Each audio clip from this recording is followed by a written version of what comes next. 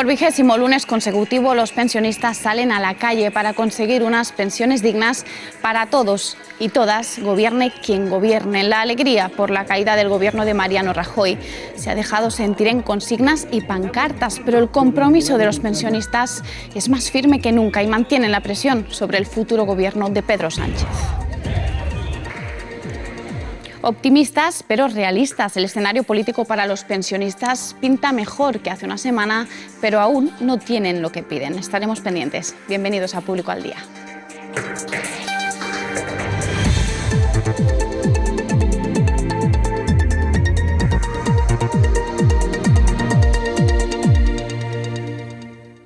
Por eso es un fraude, porque utilizaron un mecanismo constitucional con unos fines espurios y sin explicar en qué han consistido los pactos que el señor Sánchez ha hecho con los de Podemos, los independentistas y con los viejos amigos de la banda terrorista ETA, con los de Bildu.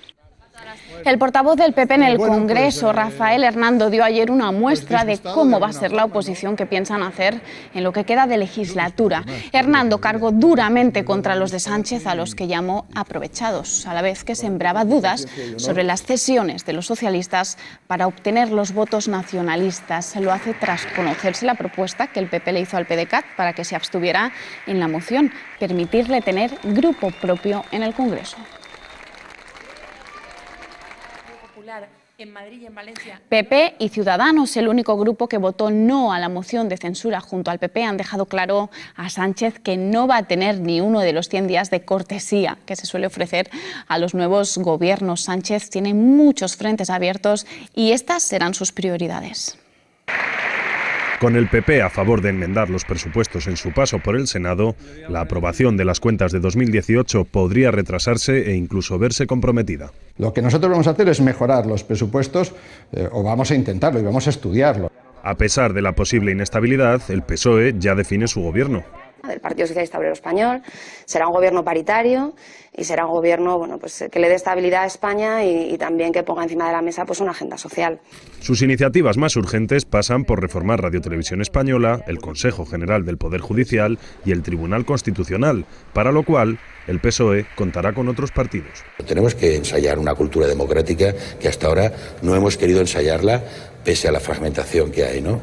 Uno de sus primeros anuncios es un alto comisionado para la lucha contra la pobreza infantil, teniendo en cuenta que este es un país que es el tercero de la Unión Europea en pobreza infantil, con un 40% de los niños en pobreza anclada. Los socialistas también quieren recuperar los ministerios de Igualdad, Cultura o Medio Ambiente, disueltos o integrados por Rajoy. Al frente de ellos suenan históricas como Carmen Calvo o Cristina Narbona, mientras que Josep Borrell habría aceptado la oferta de Sánchez para ser ministro de Exteriores. El PSOE sabe que ahora toca sentarse a una mesa y hablar, intentar reconducir las cosas, llevarlas al terreno de la normalización democrática. Para derogar la reforma laboral, financiar la ley de memoria histórica, aplicar la ley de dependencia o el pacto contra la violencia de género, necesita diálogo, generosidad y acuerdo. Enfrente estarán juntos el PP y Ciudadanos.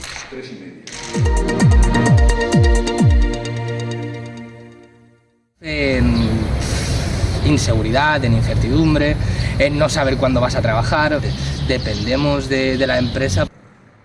Primera sentencia que cuestiona el modelo laboral de Deliveroo en España. La jueza ha dado la razón a un ex-rider que denunció que era un falso autónomo. Aunque la magistrada se pronuncia solo sobre el caso de un repartidor, su sentencia se refiere a prácticas que siguen en vigor para los riders de Deliveroo. Esta sentencia pionera podría obligar a la multinacional a tener que pagar hasta 170.000 euros solo en Valencia. Ser falso autónomo es solo una de las formas de precariedad laboral que existen en España tras una reforma laboral, la del PP, que dinamitó los derechos laborales. ¿Qué escenario nos queda? Hoy hemos sabido que Mariano Rajoy nos deja una España con 3,2 millones de parados. Y aunque disminuye con respecto a otros meses, los sindicatos alertan.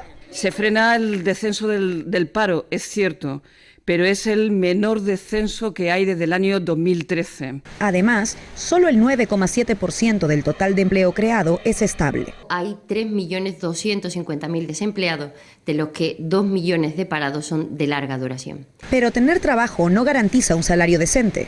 El 14,1% de personas con trabajo se encuentra por debajo del umbral de la pobreza. Se crea empleo con intensidad. Durante el gobierno de los populares, 1 de cada 4 contratos duró menos de una semana. Quienes más sufren el paro y el empleo precario somos las mujeres. Hemos recuperado todo el empleo femenino que destruyó la crisis. Quizá usted se crea lo que nos dice cada semana, pero no se lo cree nadie más en este país. Esto ha llevado a situaciones inverosímiles, como que algunos ciudadanos estén dispuestos a pagar por trabajar. La idea era trabajar gratis, las 40 horas, digamos, reglamentarias durante la semana, y el resto de la semana, pues las horas que hiciera pues que estas que me las pagasen. Según Eurostat, España es actualmente el 4º país de Europa en desigualdad, solo por encima de Bulgaria, Lituania y Rumanía. Para revertir el escenario laboral actual, los sindicatos tienen algunas demandas que ahora dirigirán al gobierno de Pedro Sánchez. José Aranda Escudero, secretario de organización de CGT, nos cuenta cuáles son esas exigencias. Las exigencias que vamos a plantearle al nuevo gobierno, pues básicamente es la derogación de las reformas laborales, de las dos últimas, la de la de Zapatero y la de Rajoy, que han conducido a la clase obrera a la esclavitud y a la miseria. A la vez le exigiremos la derogación de las leyes mordazas que impiden la protesta social y reprimen la libertad de expresión, y le plantearemos que establezca una amnistía social a todas las personas encausadas, condenadas y encarceladas por haber ejercido este derecho básico. Le pediremos que garantice unas pensiones dignas y suficientes a través de los presupuestos generales del Estado.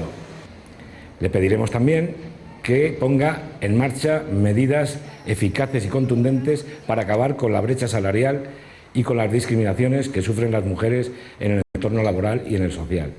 También le exigiremos el incremento del salario mínimo interprofesional por encima de los 1.000 euros.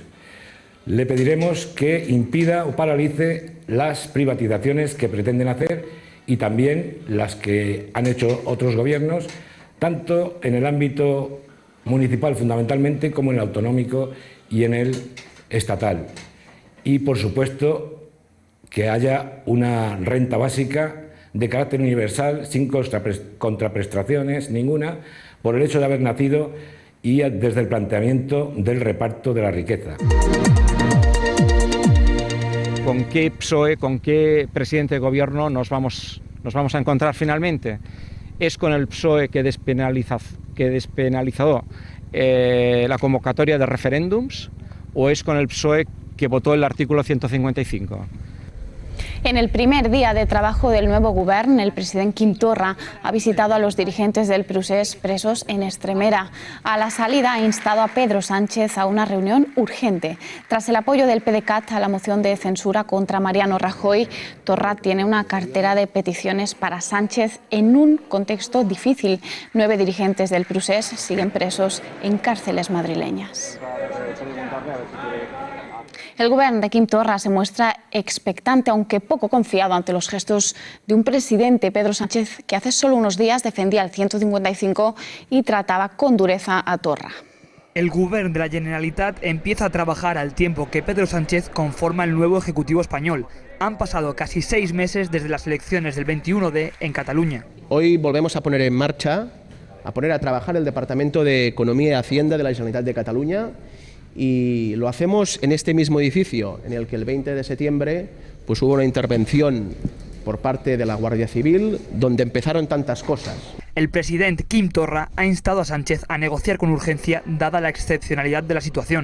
Nosaltres proposarem de manera molt immediata en el proper Consell d'Executiu que es formi ja una comissió, un grup de treball, en el que recuperarem el contingut d'aquelles 16 lleis socials suspeses pel Tribunal Constitucional. El escenario es incierto, pero, según los partidos independentistas, no puede ser peor que con el PP en el gobierno.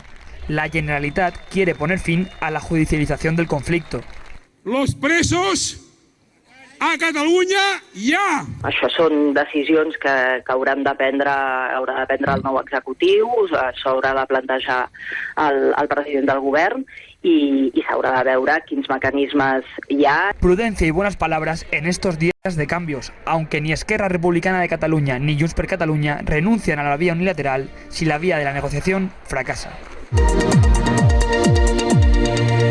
3 años de cárcel por intentar evitar una redada racista. Es lo que le piden a Toil Delgado, al que acusan de atentar contra la autoridad tras presenciar presuntamente ataques indiscriminados de la policía a varios migrantes.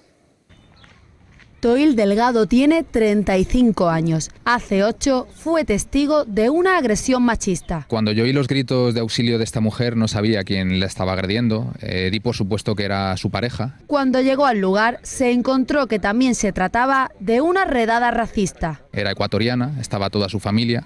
Estaban los otros 5 miembros de esa familia contra la pared, retenidos por otro policía nacional, mientras este otro golpeaba a esta chica impunemente. Toil intentó grabar la escena con su teléfono móvil, pero la policía lo impidió. Me empezaron a golpear, me tiraron al suelo, me esposaron, me pisaron, a la chica la siguieron pegando con la porra. Los 6 familiares y Toil estuvieron 39 horas en los calabozos, donde no pararon las agresiones. Y aunque eran golpes muy fuertes, lo hacían siempre con la mano abierta y siempre con la ropa, con el abrigo y con todo puesto, ¿no? Para no dejarme más marcas. Al entregar la documentación y ver que era español, se acabaron los golpes y empezaron las amenazas. Si denuncias te vamos a matar, si nos da igual los abogados que tengas. A Toil le piden 3 años de cárcel por atentar contra la autoridad, mientras que su abogado pide la absolución. Además, uno de sus principales argumentos, un vídeo donde se ve cómo le golpean, ¡Pegue a la niña! ¡No le pegue a la niña! ha sido eliminado como prueba. Jueces que han instruido el caso no han aceptado como prueba este vídeo, a pesar de que la Policía Municipal certificó que no había duda alguna de la veracidad tanto de las imágenes como del día. A Toil le quedan 2 días para saber si finalmente tendrá que entrar en prisión. Las entidades que trabajan en defensa de los derechos de las personas extranjeras y migrantes también tienen peticiones para Pedro Sánchez. ¿Qué cambio debería realizar el nuevo gobierno en esta materia? Hemos hablado con Dana García, de Sus Racismo.